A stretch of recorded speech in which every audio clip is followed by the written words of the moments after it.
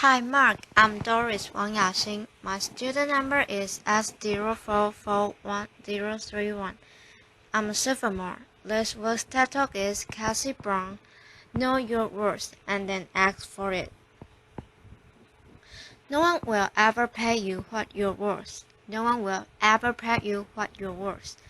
They'll only ever pay you what they think you're worth, and you control their thinking, not like this. Although that would be cool. Laughter. That would be really cool. Instead, like this, clearly defining and communicating your value are essential to being paid well for your excellence. Anyone here want to be paid well? Okay, good. Then this talk is for everyone. It's got universal applicability. It's true if you're a business owner, if you're an employee, if you're a job seeker. It's true if you're a man or a woman. Now I approach this today through the lens of the woman business owner because in my work I've observed that women underprice more so than men. The gender wage gap is a well-traveled narrative in this country. According to the Bureau of Labor Statistics, a woman employed earns just 83% for every dollar a man earns. What may surprise you is that this trend continues even into the entrepreneurial sphere. A woman business owner earns just 80% for every dollar a man earns. In my work, I've often heard women express that they're uncomfortable communicating their value, especially early on in business ownership.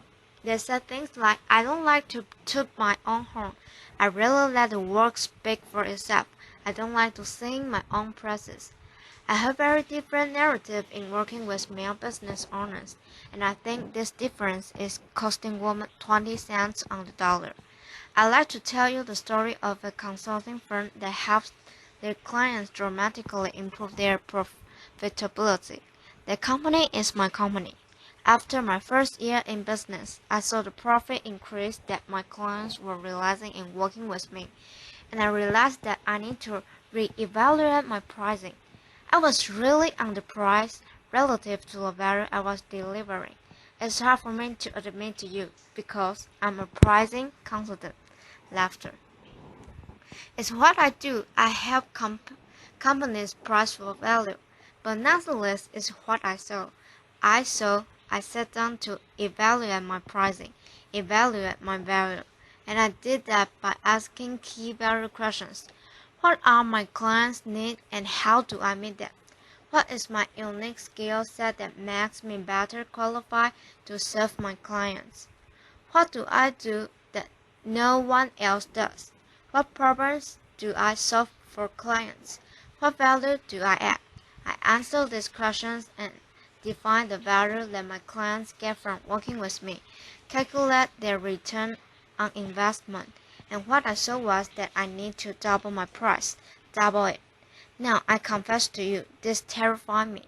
I'm supposed to be the expert in this, but I'm not cured. I knew the value was there. I was convinced the value was there, and I was still scared out of it. What if nobody would pay me that? What if clients said, that's ridiculous, you're ridiculous? Was I really worth that? Not my work, mind you, but me. Was I worth that? I'm the mother of two beautiful little girls who depend upon me. I'm a single mom. What if my business fails? What if I fail? But I know how to take my own medicine, the medicine that I prescribe to my clients. I had done the homework. I knew the value was there.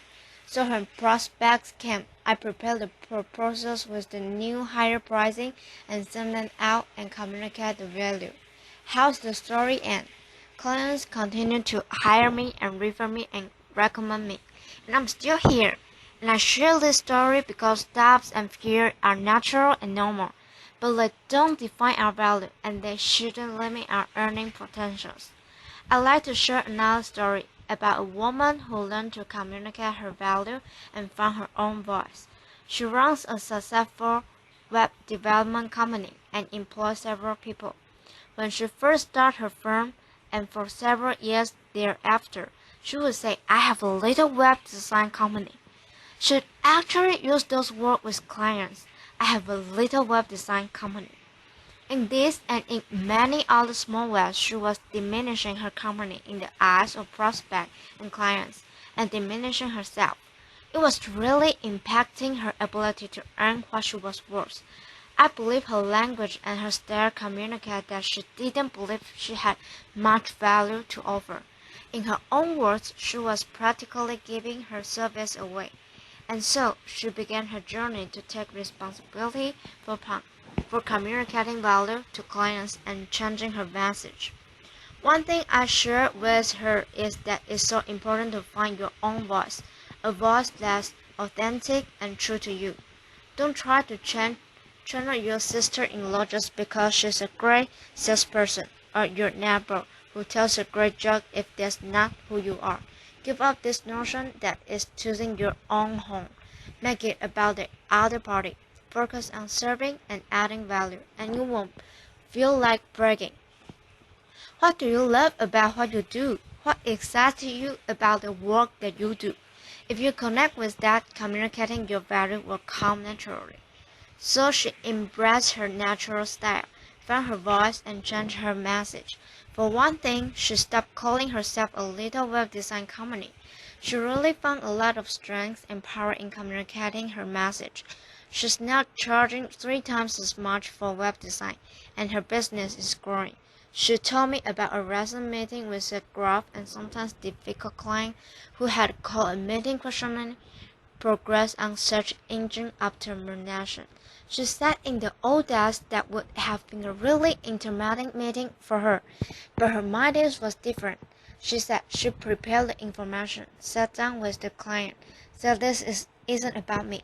It's not personal, it's about the client. She took them through the data, through the numbers, laid out the trends and the progress in her own voice and in her own way, but very directly said, here's what we've done for you. The client sat up and took notice and said, okay, I got it. And she said in describing the meeting, I didn't feel scared or panicking or smart, which is how I used to feel. Instead, I feel like, okay, I got this. I know what I'm doing. I'm confident. Being properly valued is so important. You can hear in this story that the implications range far beyond just finance into the realm of self-respect and self-confidence. Today I've told 2 stories, one about defining our value and the other about communicating our value. And these are the 2 elements to realizing our full earning potential. That's the equation. And if you're sitting in the audience today and you're not being paid for your worth, I'd like to welcome you into this equation. Just imagine what life could be like, how much more we could do, how much more we could give back, how much more we could plan for the future, how validated and respect we would feel if we could earn our full potential, realize our full value. No one will ever pay you what you're worth. They'll only ever pay you what they think you're worth, and you control their thinking. Thank you. Applause.